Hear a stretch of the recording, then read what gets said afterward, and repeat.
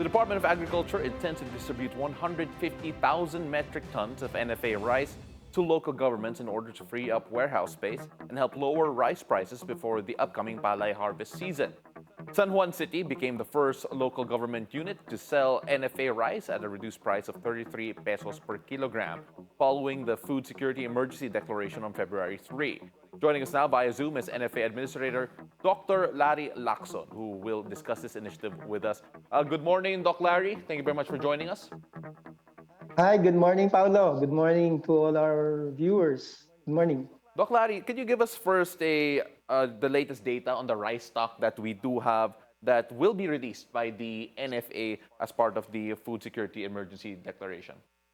Okay, right now our buffer stock for the nation is around 293,000 metric tons, or that will last us around 8 days.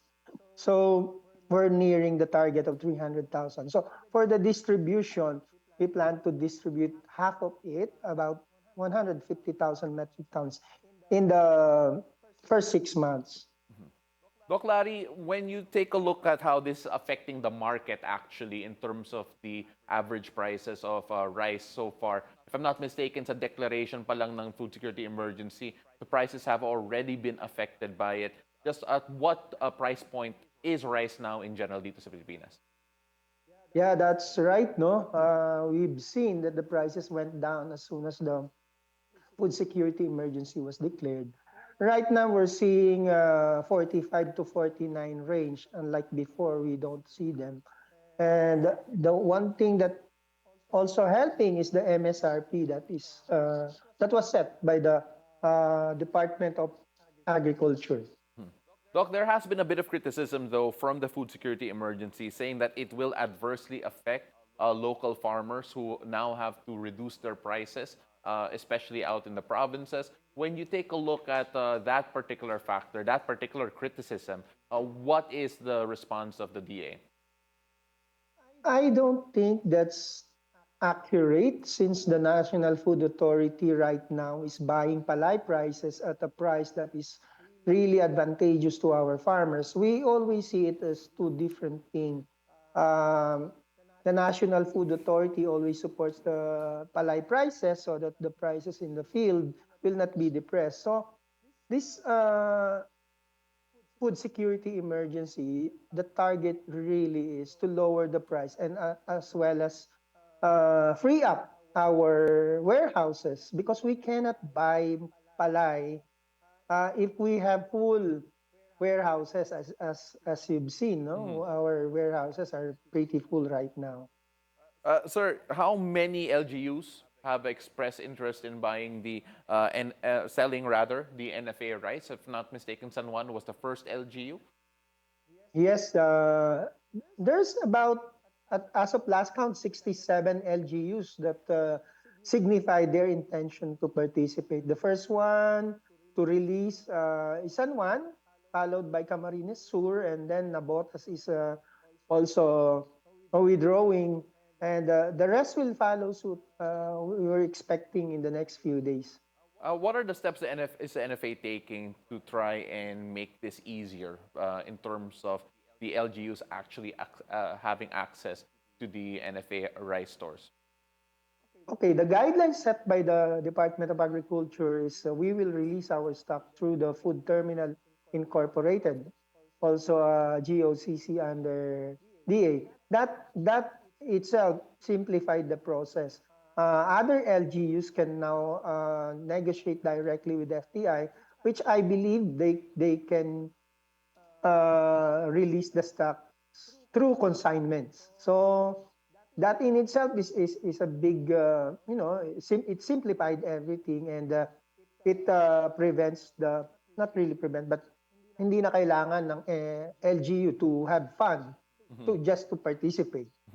Sir, you mentioned 67 LGUs a while ago. Is there room for expansion? Can more LGUs go and apply and try and get NFA rice? And of course, how many will you actually be able to service?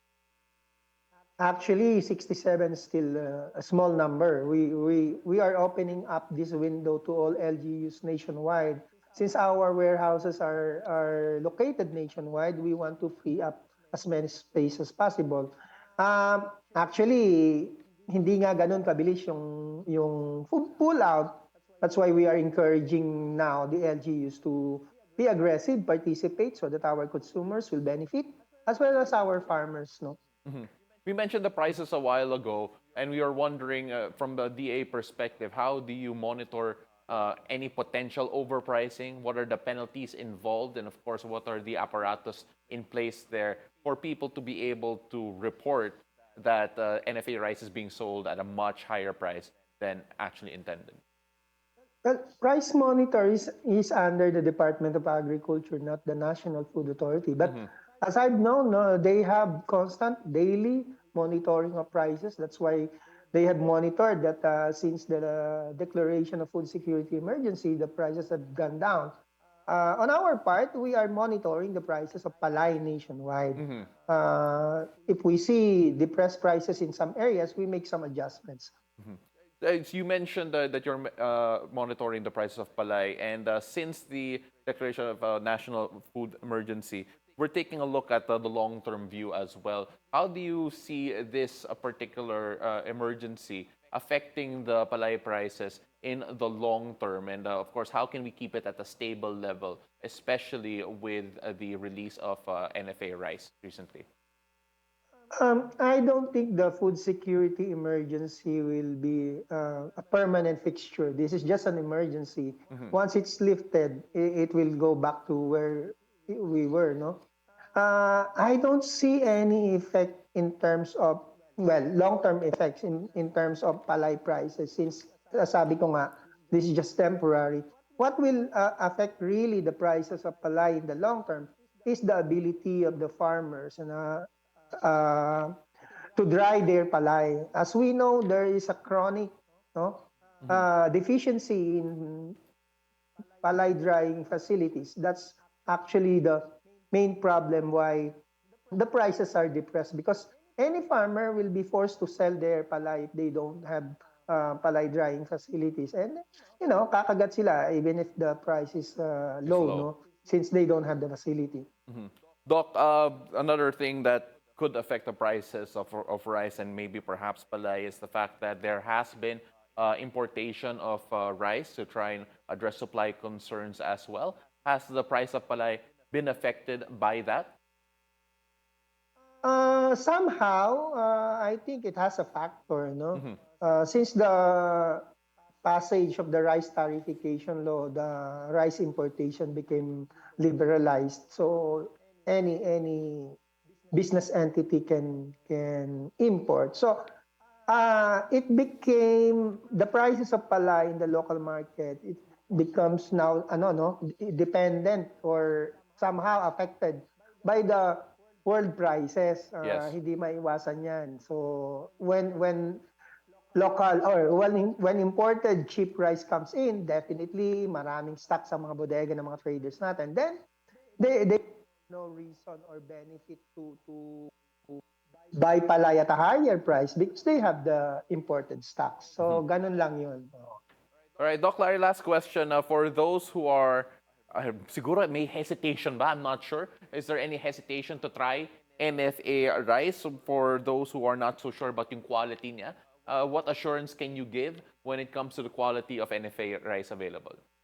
Okay, the NFA rice now, or we can say we're proud, no? We conduct regular testing and regular monitoring, and we do the adjustment and treatment as necessary just to maintain the quality of our stocks. And we will not release stocks that is not really, good in the market. So makakaasa kayo na lahat ng NFA rice ngayon ay comparable sa mga commercial rice natin sa mga palengke. That is NFA Administrator Dr. Larry Lacson. Maraming salamat po. Thank you very much for joining us this morning. Thank you, thank you.